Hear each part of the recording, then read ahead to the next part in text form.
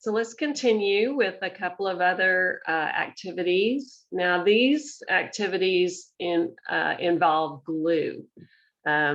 We have a couple of works that get progressively more detailed for the children. The first activity is something we still call pasting. I don't know if you can get paste. Paste is more solid, sticky white material that the children use a small brush that's exactly the size of a pencil to apply it. And it's really nice paste because it's not drippy. Now here in the United States, we do not have paste for the children anymore. Unfortunately, they stopped carrying it for some kind of liability reasons I don't understand. But so we just use the regular liquid glue. The children dip the brush in. So I'm going to show you what that work looks like.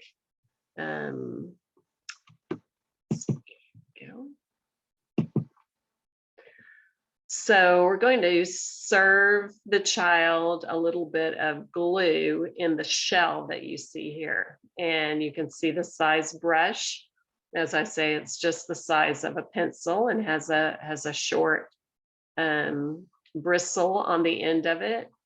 And the children use scraps from their cutouts for gluing. And the child is going to have a larger piece of paper and take a small paper from the basket and set it on the mat, that green and white mat, and spread the glue on the back of the scrap and then stick it on the larger paper. And if you want to do this kind of activity, I can give you more of a real specific lesson on how to do it, make a little video just of that. So you can just let me know. The other gluing work that we have, typically I would do this after the child has sort of mastered this paper gluing, is what we would call bean gluing. So here the child is using, again, glue in the shell. The shell is smaller, and the child is using a toothpick actually to put dabs, like a small spot of glue on the paper, and then to glue the bean on it. And interesting, I don't recall ever having a child do this, but this year you can see actually both of these were done by the same child that is new to my group this year. And the first time that I drew a figure for him, it's the one on the left, he chose to put the beans inside the figure instead of on the line. He had just been gluing beans on the paper, and I had shown him how to do that, and just the beans could be as many as he wanted and all over the paper. But then once they have done that, they might like to do something a little more refined. And so that's when I would draw something for them. So it was kind of surprising to me that he did that, but I thought, well, that's fine. And he did a few like that. And then I showed him, or mentioned to him, now there were other children obviously gluing beans on the line, but sometimes children don't really notice. And so you have to point it out to them that that's a possibility. So that's what I did not insist that he put them on the line. But since I showed that to him, I believe he has done it every time.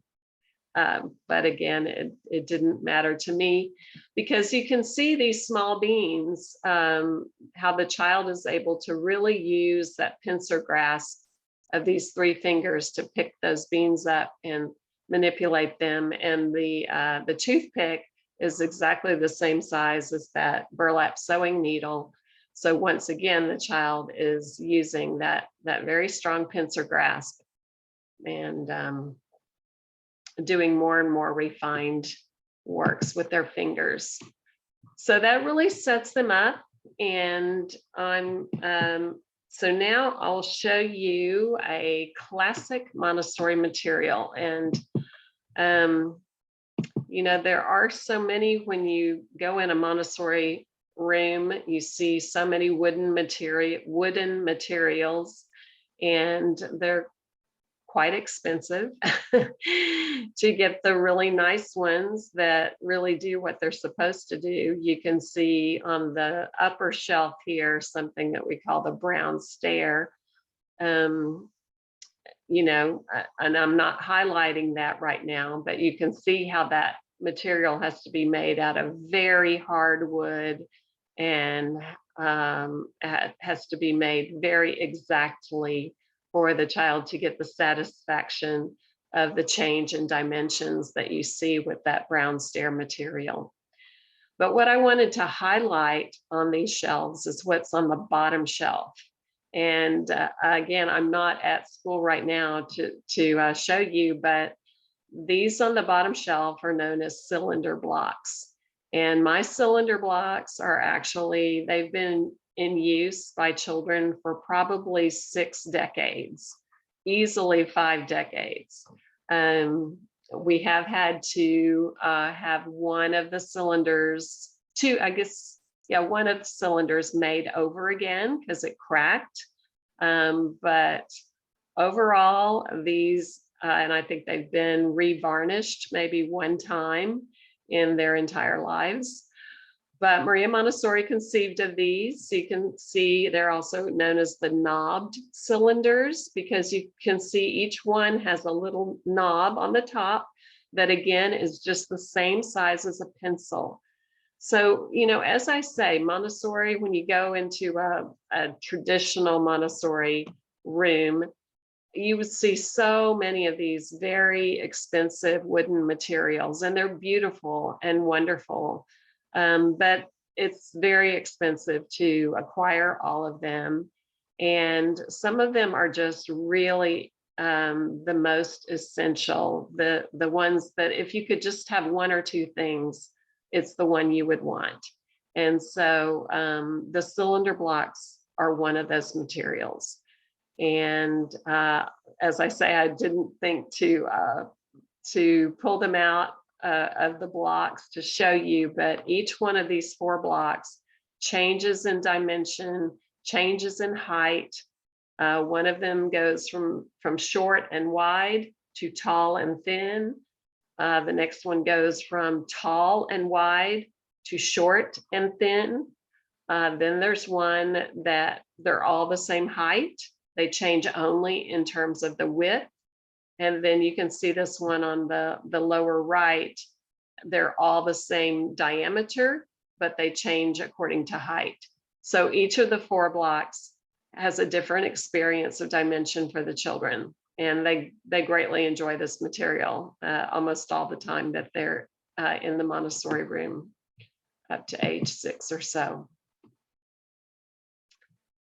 All right, well, without further ado, if the child's fingers are all developed, then we can move on. And I do want to show you one thing before that. So another material that you can develop, let's see, let me stop that one. Sorry about that, hello. So another material that you will want to try to develop, and it could just be with cards, but this is a material that from the time even my 2-year-olds, so for sure by 3, the child is very interested to work with a material like this. And this material, you will see how it grows up with the child throughout the time they are in the Montessori room, at least until they know the sounds of all the letters. This material will really help them.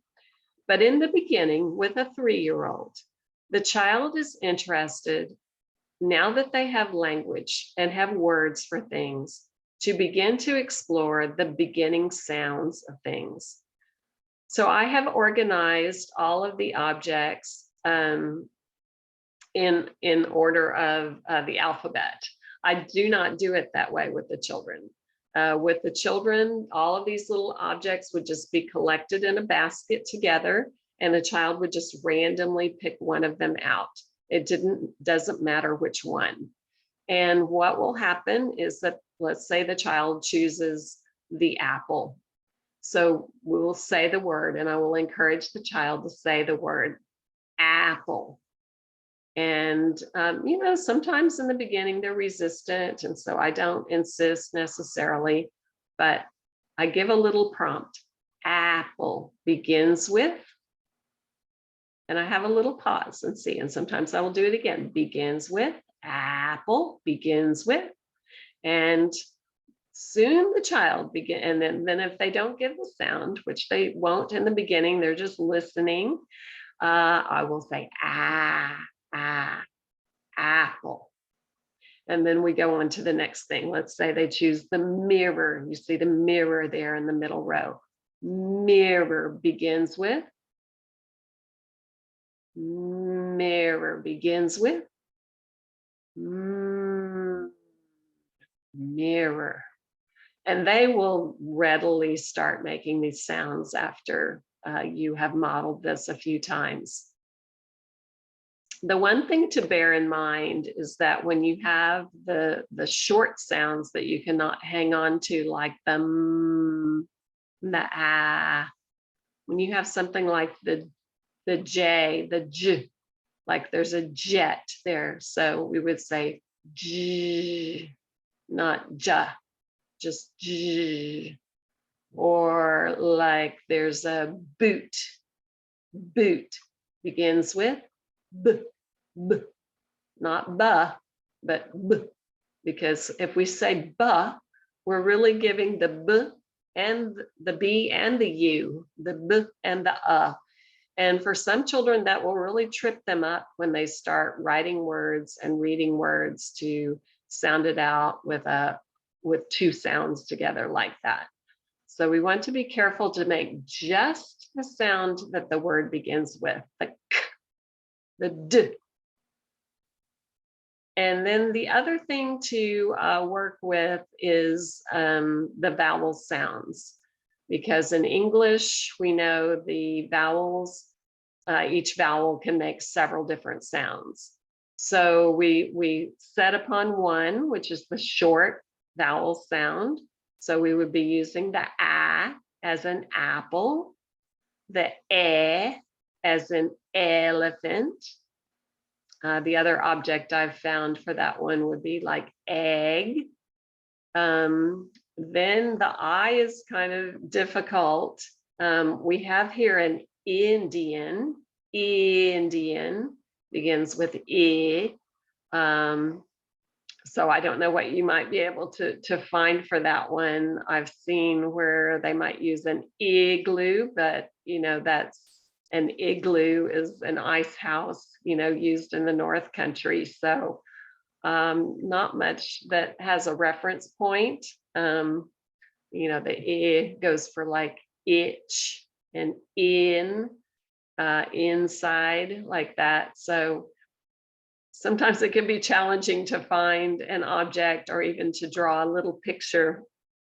I really suggest using objects that children internalize it better, but do what you can to collect some kind of little collection of things. Moving on with the vowels, we have an octopus. Our poor octopus has lost some of its legs, but it's the little black one over there on the left. So octopus. We've also used olive. I've had a little wooden olive that they used. And then the last vowel, the U, the umbrella, that's umbrella right there. And I cannot think of something else I've used for that one, but that's it on those. Yes. But that's a really key critical material. If you can figure out a way to put that together, that goes a very long way to helping the children learn how to write and to read. open up the experience of being able to, first of all, analyze words and discern that words are made of sounds. And then it really fuels their interest in writing those sounds, which will be coming up down the pike. So now this is where we'll actually show you, let's see, I thought I loaded that up. Let's see here. Some actual, that's not the one I want to show again. I want to show you the metal inset work, but let's see if I have it on here. I thought, yes, here it is. Okay. So this would be the other most important top of my list material that if you could have some of the Montessori materials, classic materials, it would be the metal inset. There might be a way that you could create this out of cardboard or something. But the main thing, is that the child is going to be able to trace these red frames that you see on these geometric figures and then fill it in with a pencil. And we use colored pencils, but really any opportunity to use a pencil of any kind in a controlled way is what we're going for here. So let me show you what that looks like. Let's see where my other pictures are. I had loaded them up. Let's see if I can find it. No, I might have lost those other pictures, so I may have to, unfortunately, do that on the next video. Oh, wait, here it is. So sorry. Here we go. All right. So this is what one looks like. And they're using a white square piece of paper. You might have seen that in the little holder beside them on the shelf. And the child is going to set the red frame on the white square piece of paper and then just trace the frame. And, honestly, I do this with children who just, have their fingers, have some sense of control with just free coloring. And, sometimes that first little trace of the rectangle is not the greatest, but it's enough for them to begin. And again, it is just amazing how quickly they will be able to do a fill in of this. So what you want to be sure of is that once they trace the figure onto the paper, then they're going to remove the red frame, take it off of the paper so that the child is going to be free-handedly filling this in. So let me show you a couple of examples that will help you to see this even more.